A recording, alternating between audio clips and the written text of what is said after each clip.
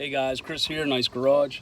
Taking advantage of the fact that we're quarantined and I'm trying not to leave the house too much, so I've been buying some stuff online. So ordered some stuff from Rock Auto. Left it sit on my porch for about 2-3 days, just in case it was germs on it. Who knows? So anyway, what I'm doing right now is my 2016 Honda CR-V. I'm going to change the cabin air filter. There's probably multiple videos online about it, but I figured what the heck, I'll make another one in case somebody's following me just for this car.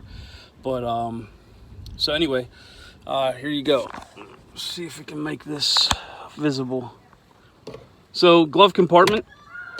On the side of the glove compartment, there's this little, it's almost like, that's what gives it some pressure, resistance, so it doesn't fly open, see?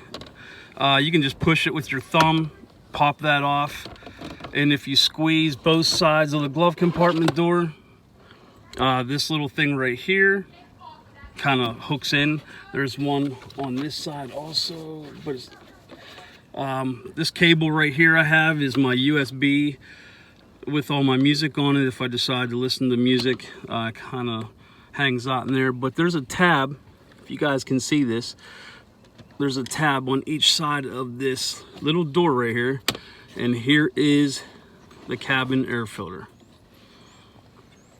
Hopefully this is visible. It's dirty. I mean, this car is only 3 years old. Actually, it's not as dirty as I thought it would be.